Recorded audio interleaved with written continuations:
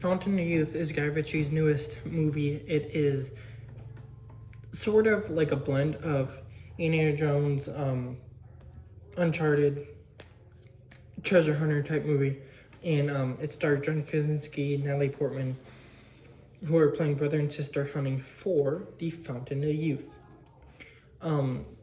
It's an Apple TV Plus movie, so it's not in theaters. But it is 2 of 3 movies that were released this weekend, Memorial Day weekend, that I was gonna watch. I watched Mission Impossible, I watched Fountain of Youth, and I have not watched this one yet, but I will probably, hopefully in the next coming days, so I can get a video out that will be in reasonable time, The Last Rodeo. But we're talking about Fountain of Youth, so let's talk about it. This is towards the top of my list of the year. And I've been hearing that people don't like it as much, and they're just like, oh, it's a ripoff of these, it's not as good. Okay. It is better than every single Indiana Jones movie, except for the third one. And even then, I think it might be better than the third one. It's just that the third one's really good, that they're almost on the same level. Same with Uncharted. I think that they're almost on the same level. But, I mean, those 3 are really good, like fun treasure hunter movies. But the Indiana Jones movies have never been my favorite, so I have to give this the edge. The only other one I could say might be close is Kingdom of the Crystal Skull.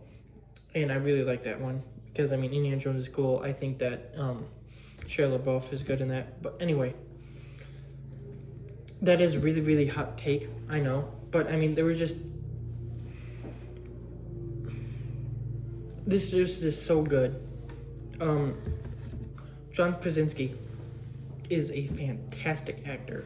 He has he had really good comedic timing in this. He has good character development, action scenes. He's just great. Natalie Portman is also really good in this. I like her dynamic with John Krasinski.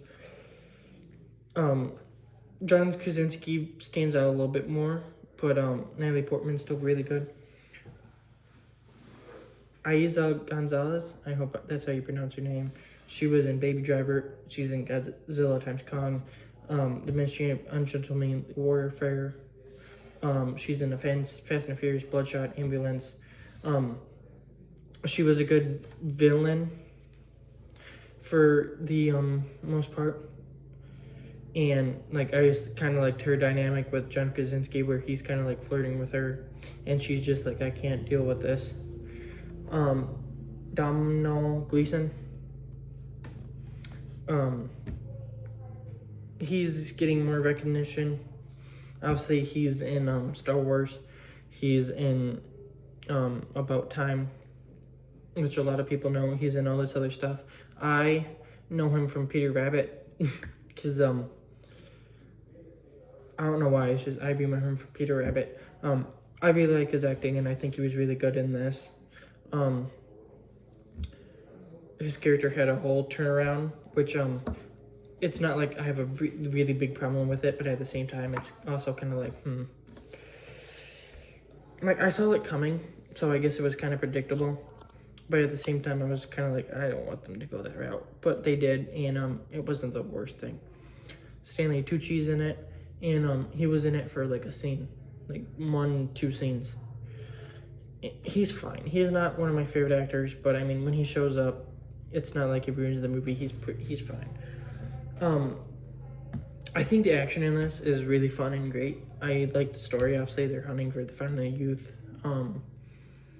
So it takes Indiana Jones hunting for that and mixes it with Pirates of the Caribbean on Stranger Tides, where they go after the Fountain of Youth in that one.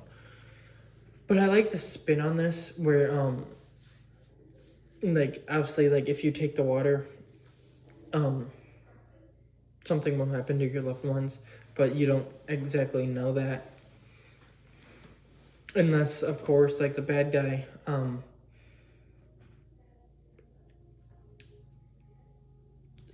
you only, like, I forgot what I was saying. You only forget, like,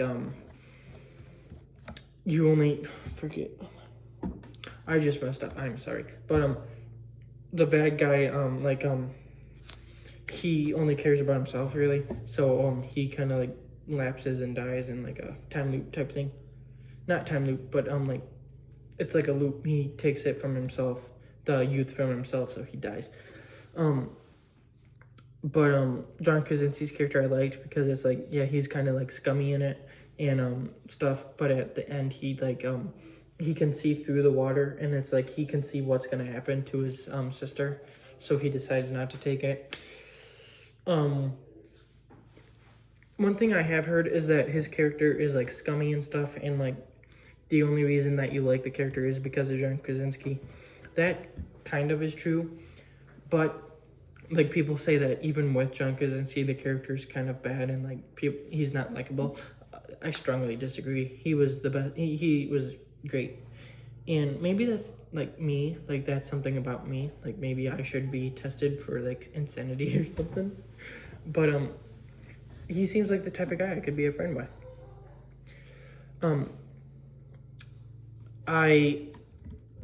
One thing I do like about this more than Indiana Jones is that since it's set in our time, it's got like boats and like the guns and planes and stuff, so it's more modern technology, and it is not Indiana Jones' fault at all. I'm not saying it is. I'm just saying that I like those types of movies with that, so I'm gonna like this a little bit more than Indiana Jones. But I mean, yeah,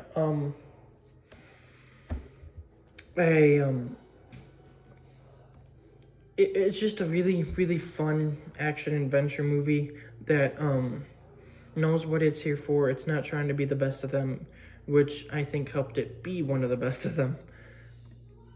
But it's just there for like a fun time for you to throw on in the background, and it accomplishes that a lot.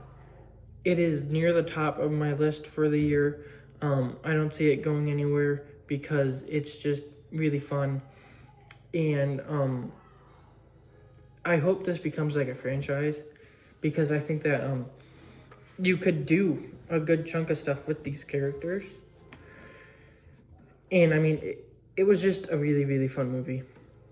I don't have like any really like necessary issues with it.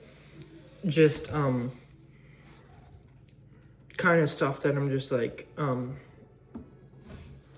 it could have been better, but it could have been worse. But like it's seriously a fun time. I know it's not coming to Blu-ray, which sucks, because I don't think Apple TV Plus does that, so I might have to get a bootleg. But even if like I don't know if I will, but this is one that I can see myself watching a good chunk more, because I mean it is just like a fun action adventure movie that you can like throw on in the background and like have fun with while you're doing something, or if you like get home from work one day and you're like tuckered out and you just want like you're in the mood for like something like this, you put this one on and you have a fun time.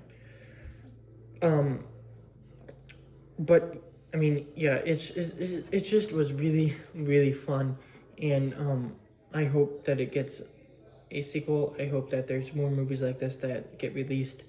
I hope that more people like open up and like it.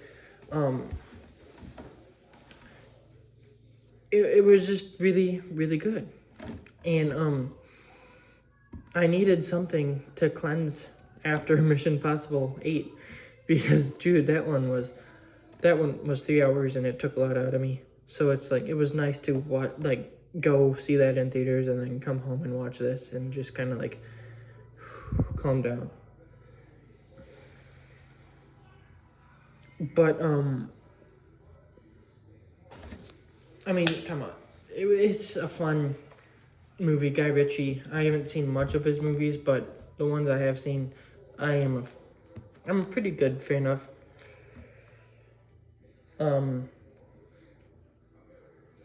He's done this. He did The Ministry of Ungodly Warfare, which was good.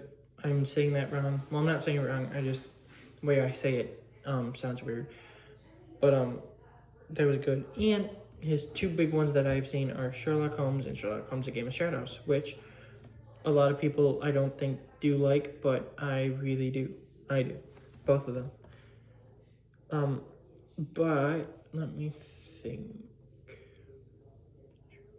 So yes, Fountain of Youth.